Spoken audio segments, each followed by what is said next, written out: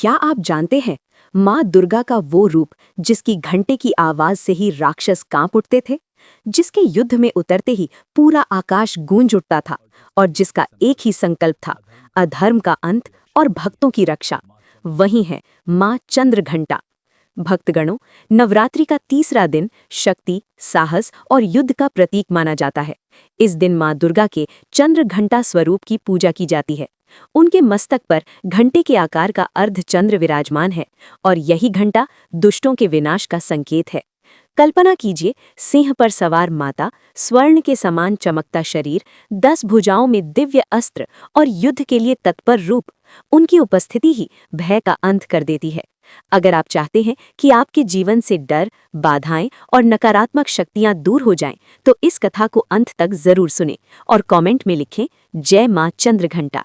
चलिए अब सुनते हैं मां दुर्गा के चंद्रघंटा स्वरूप की पावन कथा। बहुत समय पहले एक भयंकर राक्षस था। जी हाँ, महिषासुर। उसने कठोर तप करके ब्रह्मा जी से वरदान पाया और फिर क्या था, उसने तीनों लोकों में आतंक मचा दिया। महिषासुर स्वर्ग लोक में इंद्रदेव को हराकर अपना आधिपत्य जमाना चाहता था और देवताओं के साथ युद्ध कर रहा था। कुछ ही समय में उसने देवताओं को स्वर्ग से निकाल दिया। चारों ओर भय ही भय व्याप्त हो गया। तब सभी डरे हुए देवता ब्रह्मा जी की शरण में आकर महिषासुर के अत्याचारों के विषय में बताते हैं, तो ब्रह्मा जी कहते हैं कि महिषासुर को मुझसे ही वरदान प्राप्त हुआ है, अतः हमें विष्णु जी की शरण में चलना चाहिए। अब ब्रह्मा जी सभी देवताओं को साथ लेकर विष्णु जी की शरण में आते हैं।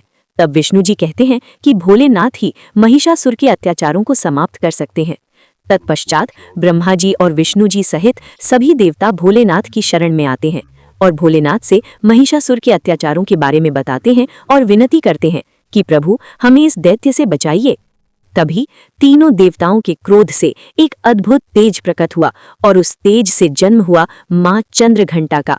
हर देवता ने माता को अपनी शक्ति दी।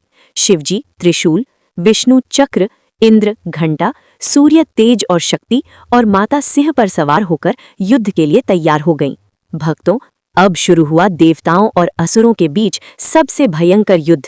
महिषासुर बलवान तो था ही, वो मायावी भी था। अतः जब माता ने उसे युद्ध के लिए ललकारा तो वो अपनी माया का प्रयोग करके कभी गज का रूप धारण कर लेता और कभी भैंसे का। लेकिन मां चंद्रघंटा के सामने उसकी एक न चली। जब माता ने धनुष की टंकार की, सिंह ने दहाड़ लगाई और फिर घंटे की भयानक ध्वनि गूंज उठी।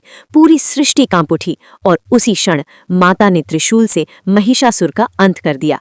महिषासुर के वध के बाद देवताओं ने जयकारे लगाए, जय मां चंद्रघंटा, जय मां चंद्रघंटा, और तीनों लोकों में फिर से शांति स्थापित हुई। भक्तगणों, मां चंद्रघंटा हमें सिखाती हैं, डर से भागो मत, उसका सामना करो।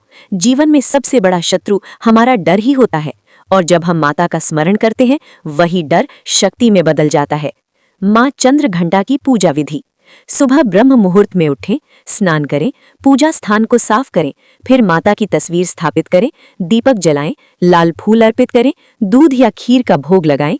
मंत्र है ओम देवी चंद्रघंटाए नमः का 108 बार जाप करें। व्रत के नियम।